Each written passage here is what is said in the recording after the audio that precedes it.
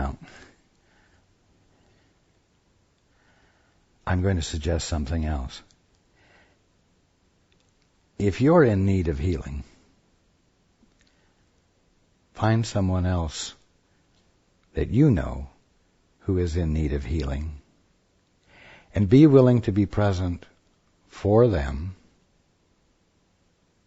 from that place in you that is guided and nourished by the Father's point of view, by the Father's capital L love, and be willing to let virtue go out from you in spite of your condition.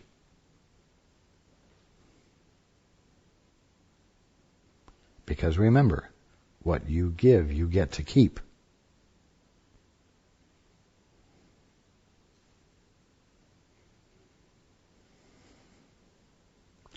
Now,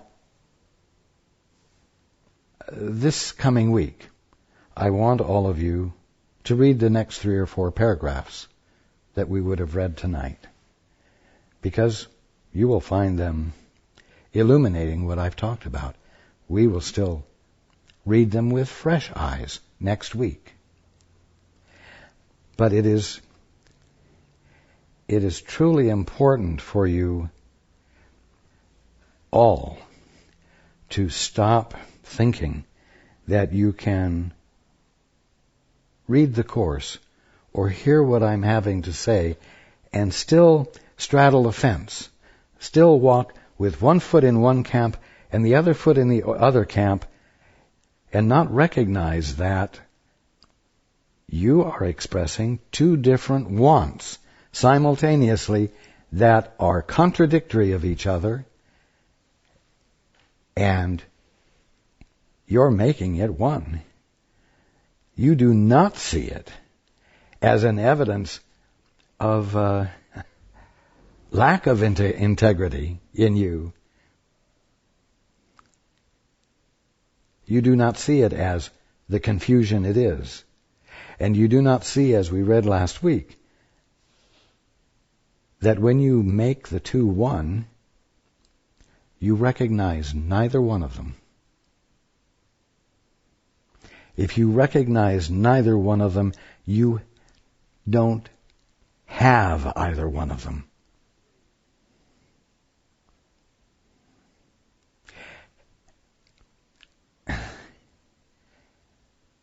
Healing is when you have one or the other. Now, if you try to have the illusion, you can't succeed. So, I'm going to give you a little helpful advice. If you want to have the illusion, go for it. Try to possess it. Try to make it your own, so that you find out that you can't sooner than if you have this intent, this want, that's contrary to this want, and you're going to maintain them both and think that there is perfect consistency in you.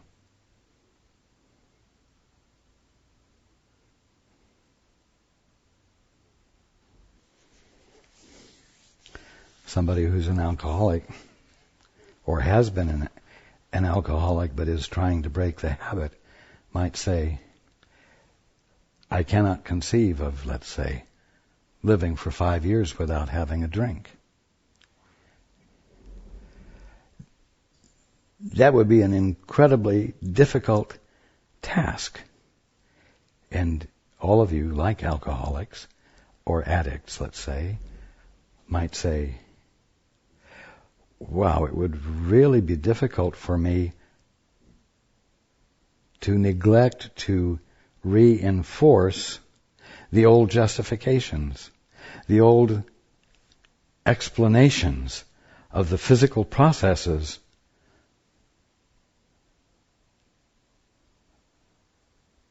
of sin, disease, and death, and to always be free, empty of those justifications and all the ramifications that they had for me. But I'm telling you, it's your birthright to be empty of those. And I'm encouraging you this week to watch to see what the seeds are you're planting, and to watch to see when you're shifting from one opposing side to the other opposing side. And you'll find, generally speaking, that you'll do the shifting when it fits the occasion. So if you're with your spiritual friends, you say it one way, and with your non-spiritual friends, you'll talk about the inevitability of disease and the stages of its process and the process of death. I mean, after all, life is a terminal disease, isn't it?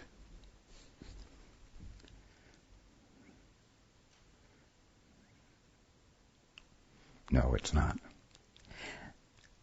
And what you're all faced with is the delight of discovering that.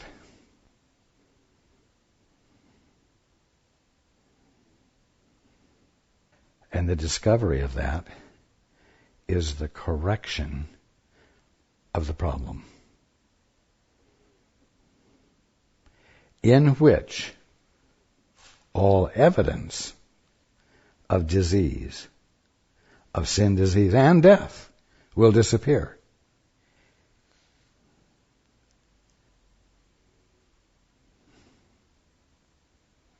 So now you are, I hope, a little bit clearer about what the word healing means and what's involved.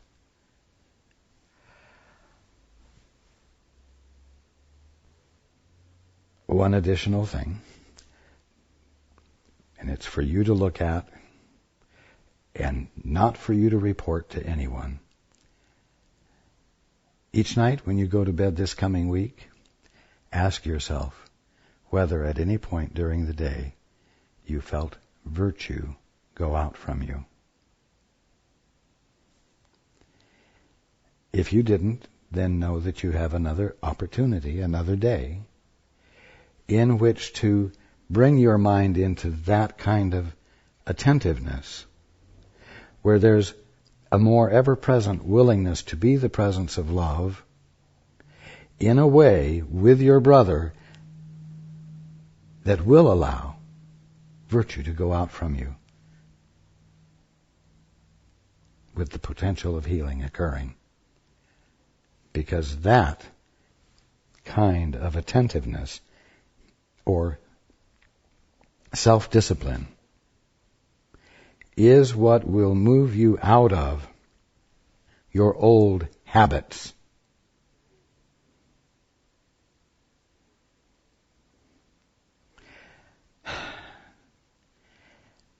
And allow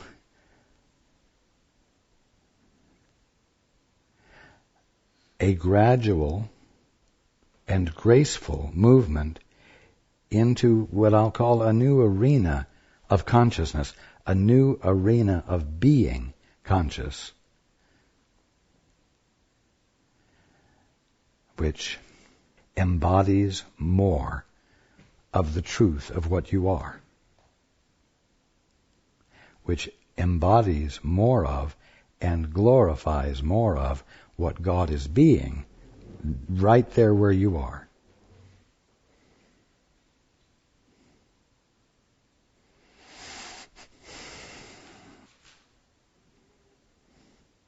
Love each other as I love you.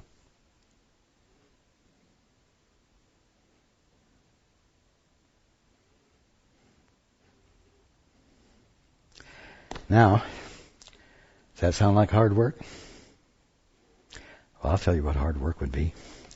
If I told you this week, get out there and be a badass motherfucker. Now that would be hard.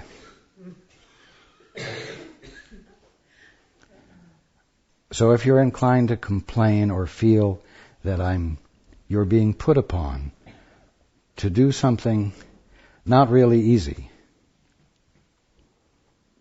change your mind.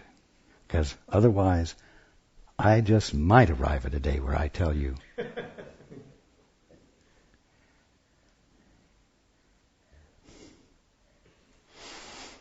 I love you.